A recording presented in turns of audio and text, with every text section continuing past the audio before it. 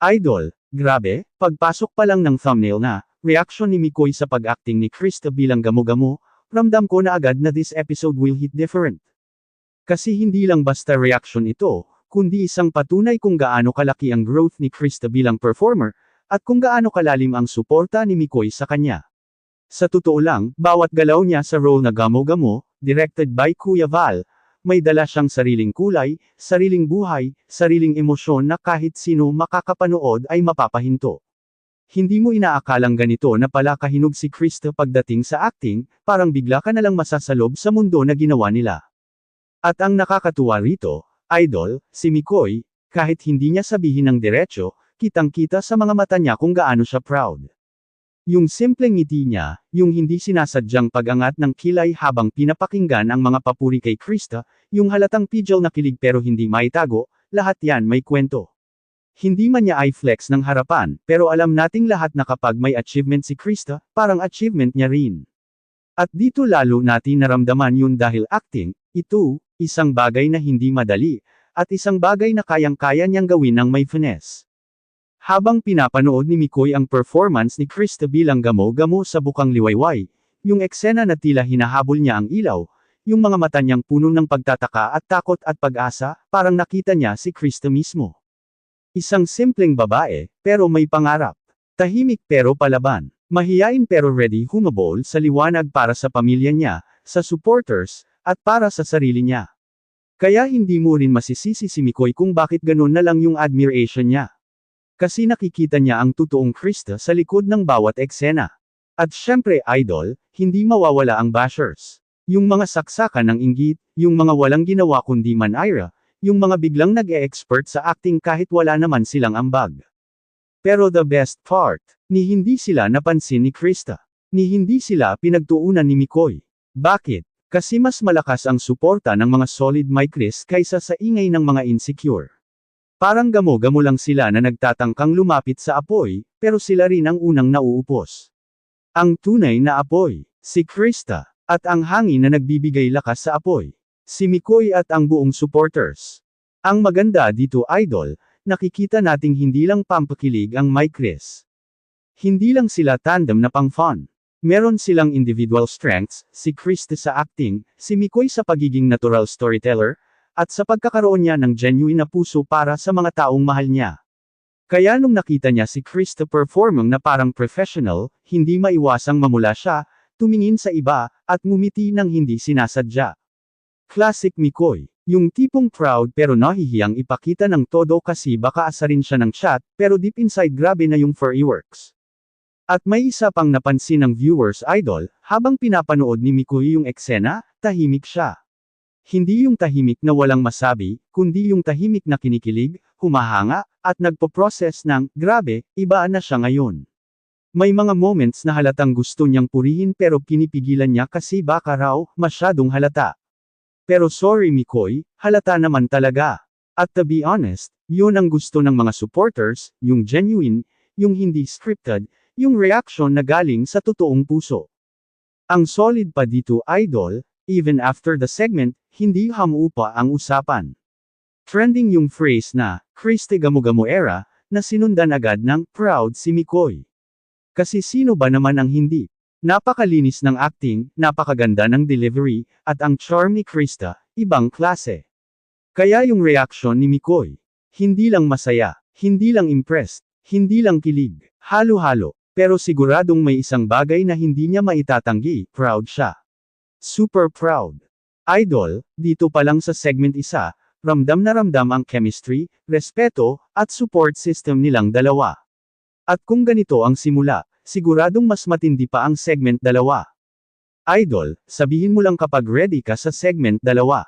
You said, go idol. Chat gave said, segment dalawa, 5,000 characters. Idol, pagpasok natin sa segment dalawa, dito na nagsimula ang mas malalim na usapan sa reaction ni Mikoy, hindi na lang tungkol sa acting, kundi tungkol sa kung paano siya mismo nataman emotionally sa ipinakitang performance ni Krista bilang, Gamo-Gamo. Yung tipong hindi niya sinabi ng diretsyo, pero sa bawat bitaw ng salita, sa bawat ngiti, sa bawat sulyap sa camera, ramdam mong may pride, may softness, at may genuine admiration na lumalabas. At alam mong hindi iyon para i-please lang ang viewers, nakita mo na totoong totoo. Ang daming viewers ang nakapansin, idol, nakakaiba ang aura ni Mikoy habang nagre-react. Hindi yung typical niya na masayahin, makulit, o patawa-tawa. Dito, may seriousness. May focus. Yung parang ayaw niyang may mamiss na kahit maliit na detalye sa acting ni Krista. May mga sandali pa nga na nag-lean forward siya, parang hinihigop mismo ng eksena. Tapos bigla siyang mapapangiti ng hindi sinasadya, lalo na dun sa part na gumagalaw si Krista na parang gamo-gamo na sumusunod sa liwanag, fragile pero determined. Doon nagbago ang ekspresyon ni Mikoy. Doon mo nakita yung sinasabi ng karamihan, iba pag si Krista na ang nasa screen. At dito idol, napakatindi ng epekto kay Mikoy noong eksenang naka-close up ang mukha ni Krista. Yung mata niya, punong-puno ng emosyon. Wala man siyang linya noong part na iyon, pero yung acting niya nagsasalita na. Doon biglang natahimik si Mikoy. As in literal na huminto. Yung tipong napapikit siya sandali, lumingon sa gilid, tapos ngumiti. Hindi yung meme smile na formal. Pero yung tipong, grabe, ang galing mo, na hindi niya mabigkas ng direkta dahil baka pagkaisahan siya sa live chat. At syempre idol, hindi mawawala ang banat ng mga fans sa comment section, yung mga nang-uutos sa kilig. Oy Mikoy, mapula ka naman. Kita namin reaction mo oh. Proud boyfriend vibes. Huwag ka mag-deny Mikoy, kita namin lahat. Tinatawanan niya lang ito pero halatang hindi niya kayang itago ang saya. Kasi idol, kahit paiwasan niya ang label o ayaw niyang magmukhang exposed, kita sa kanya na kapag may achievement si Krista, may parte sa puso niya na sumasayaw. Sabi nga nila, hindi mo mate atago ang respeto at paghanga sa taong mahalaga sa'yo. At dito idol lumutang yung maturity ni Mikoy. Imbes na gawin niyang biro o gawing pang-content lang, ang ginawa niya ay purong respeto. Hindi siya nag-overact. Hindi siya naging oo sa papuri. Hindi siya nag-arte. Puro genuine lang. Ang ganda pakinggan noong sinabi niya. Nakakatuwa, iba talaga si Krista pag nagpe-perform. Hindi ko alam kung paano ginagawa niya pero natural sa kanya, parang hindi umaarte. Parang siya talaga yung gamo-gamo. Boom! Solid. Simple pero bigat. Kasi doon mo nakita na hindi lang niya pinapanood, iniintindi niya. Hindi lang siya proud, inspired siya. Tapos idol, isa sa pinaka-nag-trend na moment sa reaction niya ay yung linya na. Nasa kanya talaga yung ilaw. Ang daming tumili sa comment section. Kasi parang metaphoric. Parang double meaning. Sa role niya bilang gamo-gamo, hinahabol ang ilaw. Pero para kay Mikoy, si Krista mismo ang may dalang liwanag. At hindi mo matatawaran yung sincerity doon. At habang ongoing ang reaction, makikita mo rin na sobrang tuwa niya na Krista is doing something beyond live streaming, acting, storytelling, interpreting emotion. Yung pag-angat ni Krista bilang performer, parang booster shot kay Mikoy. Dahil idol, aminin natin, kapag ang kasama mo sa buhay o close mo ay umaangat, parang ikaw na rin ang umaangat. May motivation, may push. At iyon ang nangyayari kay Mikoy. Dito rin sa segment na ito nagiging emotional ang mga solid supporters. Ang daming nag-message na. Ang sarap makita na may taong genuinely proud kay Krista. Ito ang dahilan bakit hindi matitibag ang My Kris. May respeto, may suporta, may connection. At idol, sa dami ng bashers, sa ingay ng mga taong walang ginawa kundi Sir on ang My Kris, itong moment na ito ang nagpatahimik sa kanila.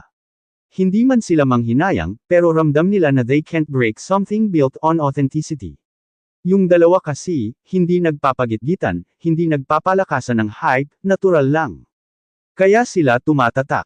At sa huli ng reaction ni Mikoy, yung simpleng paghinga niya ng malalim, tapos ngumiti ulit habang sinasabi.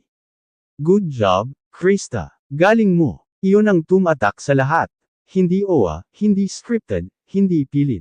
Pero parang may halong lamang, pride, at paghanga na hindi mo pwedeng fake in kahit pilitin mo. Papasok tayo sa pinaka-revealing, pinakasarap pakinggan, at pinakamabigat na bahagi ng reaction ni Mikoy, yung tipong hindi man niya sabihin ng diretso, pero ramdam ng buong supporters kung gaano talaga kahalaga sa kanya si Krista at kung gaano kalaki ang epekto ng pag-acting nito bilang gamo-gamo sa kanya. Kasi idol, habang lumalalim ang kwento, mas lumalabas kung gaano ka-proud si Mikoy at kung gaano niya na-appreciate ang improvement ni Krista, hindi lang bilang performer, kundi bilang tao na patuloy na lumalaban sa hamon ng buhay. Ang viewers, idol, napansin agad yung shift sa boses niya, yung parang may laman, may bigat, may sincerity. Hindi yung pang-content na reaction lang. Ito yung reaction ng taong talagang may koneksyon. Yung bawat salita niya, ramdam mong galing sa puso. At dito sumabog ang reaksyon ng chat, kasi sabi nga ng fans, hindi na ito simpleng reaction. Ito, legit proud moment. At tama sila.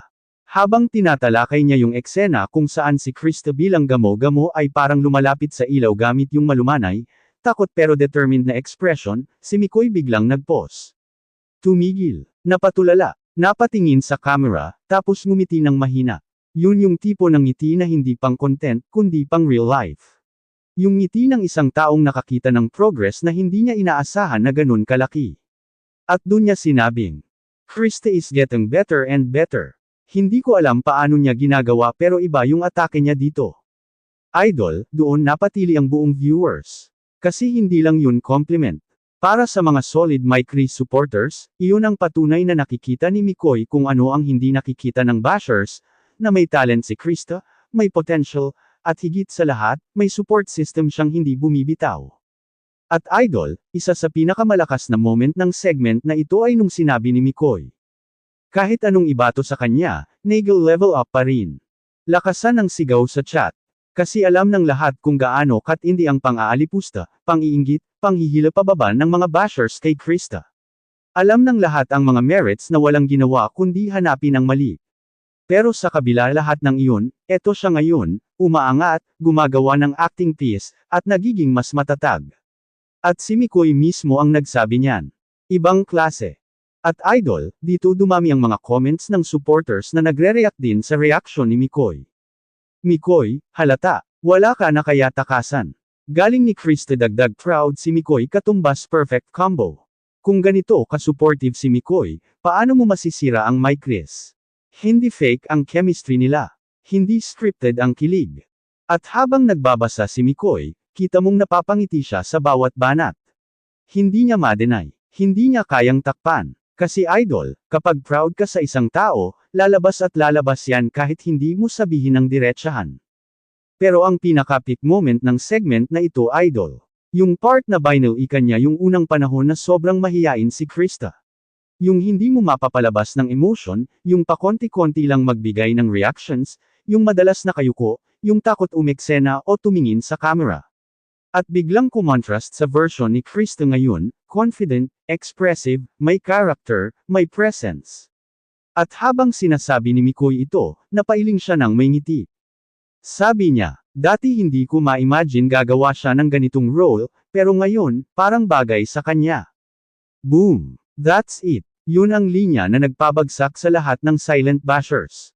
Yun ang linya na nagpatunay na hindi na ordinary si Krista, she's growing, and Mikoy sees that growth firsthand. At idol, hindi mawawala ang kilig. Kasi may moment na biglang napabuntong hininga si Mikoy habang nakatingin sa isang freeze frame ng mukha ni Krista. Yung mata ni Krista sa acting, puno ng ilaw at emosyon. At sa sandaling iyon, parang hindi siya nanunood bilang content creator, kundi bilang isang taong may malalim na appreciation sa taong nasa screen. Kaya may isang viewer na nag-comment. Para kang nagmamasid sa taong mahal mo performang. At hindi niya iyon nabasa ng direkta, pero parang naramdaman niya. Ngumiti lang siya at sinabing, support lang tayo lagi, deserve niya to. Ang lalim, simple, pero punong-puno ng meaning. At idol, bago mag-end ang reaction, nagbigay pa siya ng message na tumatak sa viewers. Huwag kayong magpadala sa inggit ng iba. Ang mahalaga, tuloy-tuloy siya. Nandito lang tayo. Ito idol ang nagpapatunay kung bakit mahal ng supporter si Mikoy, hindi siya nagyayabang, hindi siya naninira, hindi siya lumalaban sa bashers. Tahimik lang siya pero matatag. At kapag si Krista ang involved, mas tumitibay.